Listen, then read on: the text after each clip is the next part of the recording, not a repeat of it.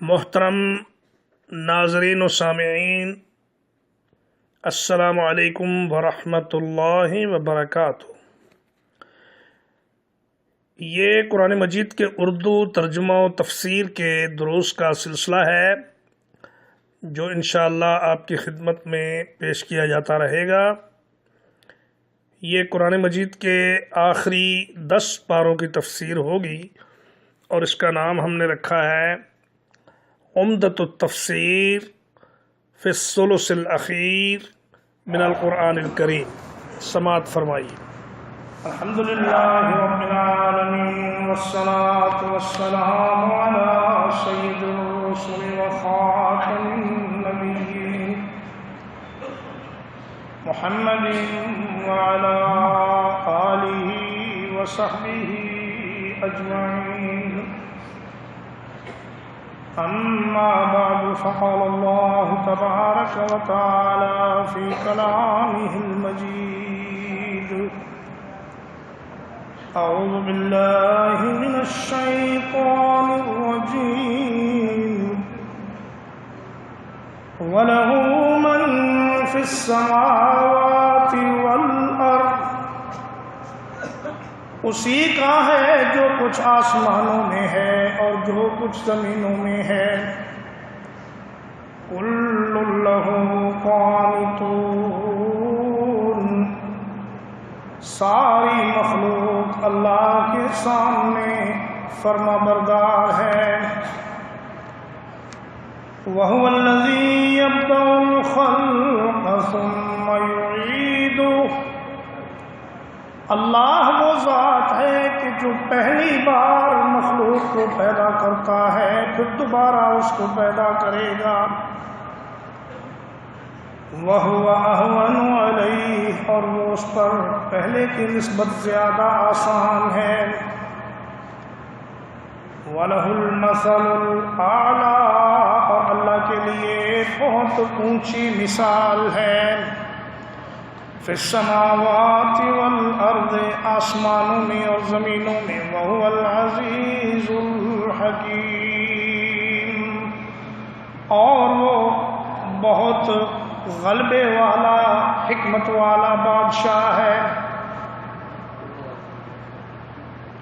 میرے پیارے بھائیوں، یہ سورۃ الروم کی آیت نمبر 26 اور 27 ہے جو آپ حضرات کے سامنے تلاوت کی گئی۔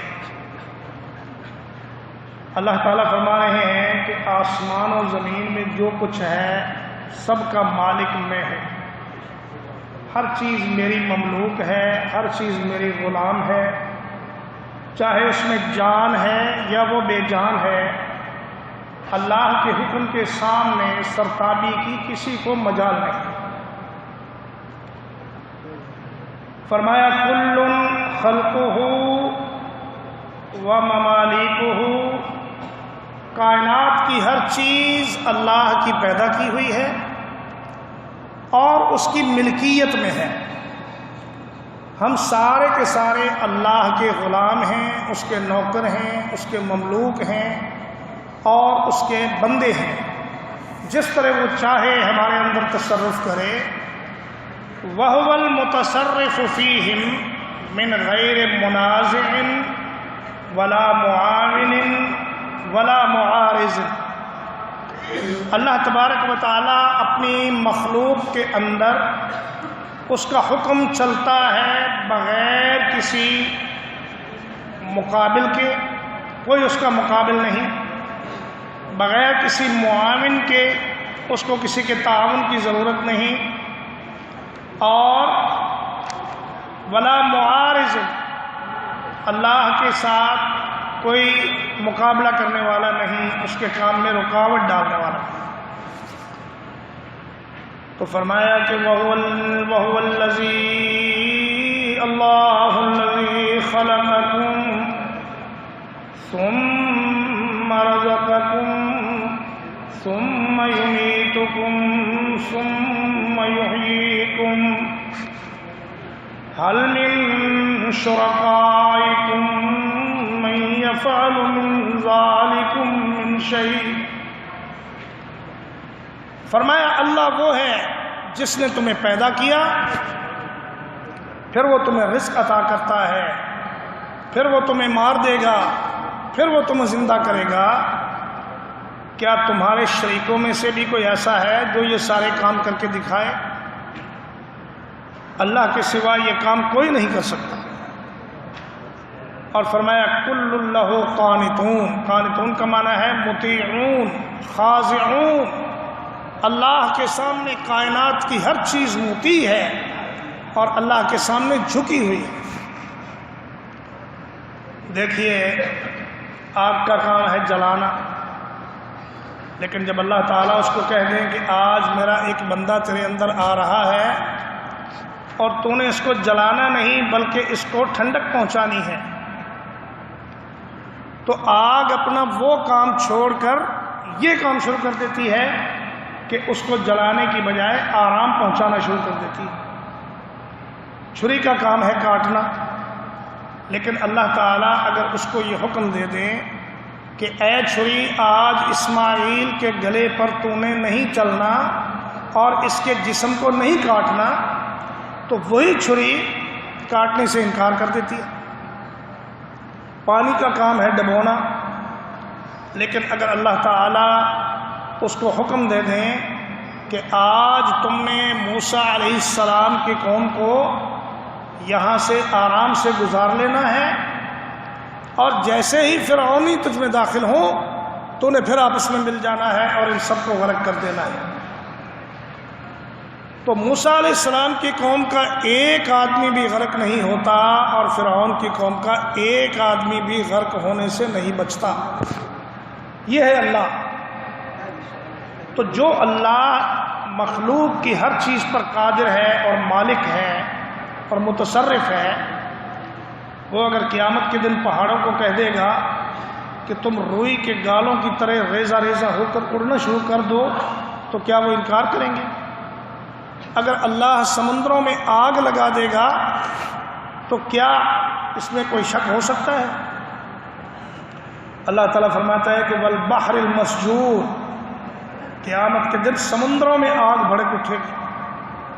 حالانکہ پانی تو آگ کو بجھاتا ہے، لیکن اللہ کے حکم سے سمندر میں آگ لگ جائے گی۔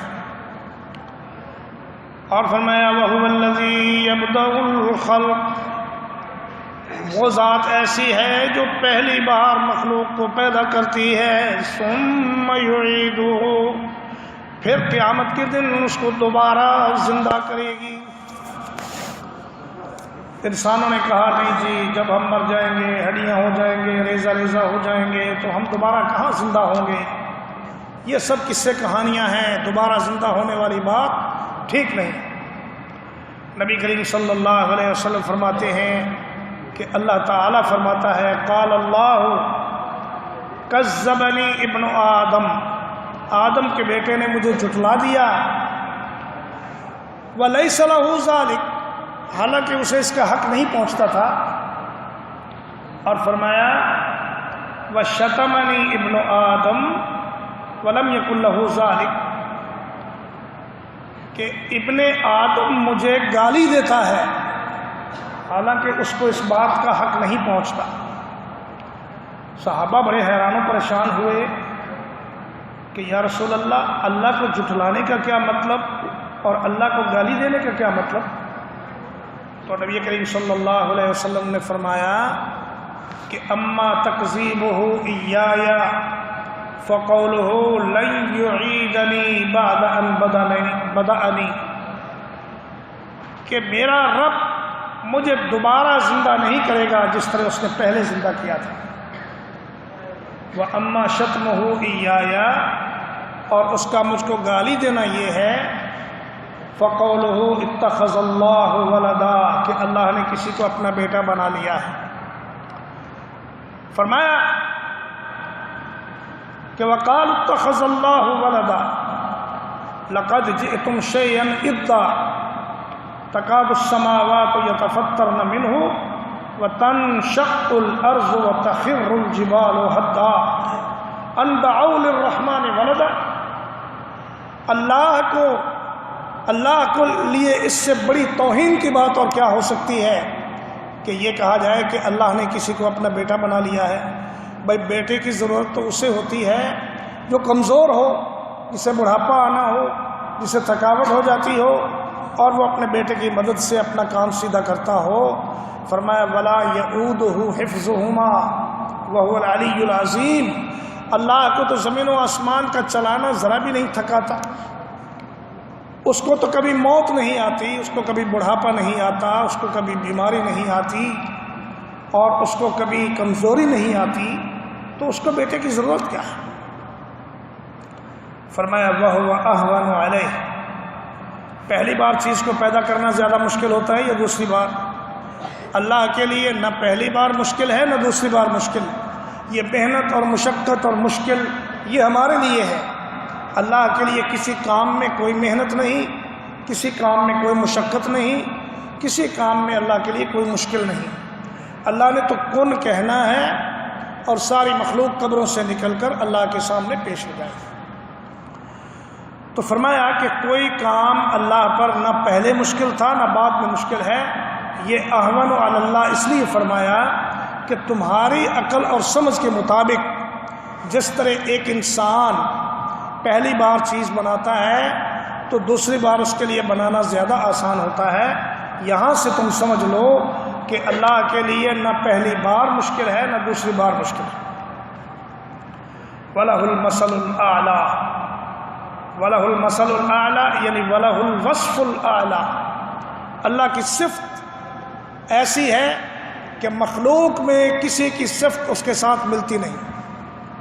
انسان سنتا ہے اللہ بھی سنتا ہے، انسان سمیع ہے اللہ بھی سمیع ہے، انسان بصیر ہے اللہ بھی بصیر ہے، لیکن اللہ کا سننا اور ہے، انسان کا سننا اور ہے، اللہ کا دیکھنا اور ہے اور انسان کا دیکھنا اور ہے۔